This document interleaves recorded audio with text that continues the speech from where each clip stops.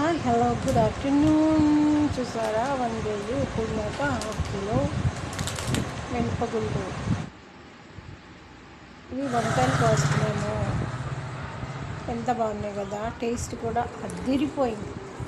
మీరు కూడా ఒక వంగ చెట్టు, ఒక టమాటో చెట్టు, ఒక మిరపకాయ చెట్టు వేసుకోండి. చాలా టేస్టీ వచ్చింది తెలుసా.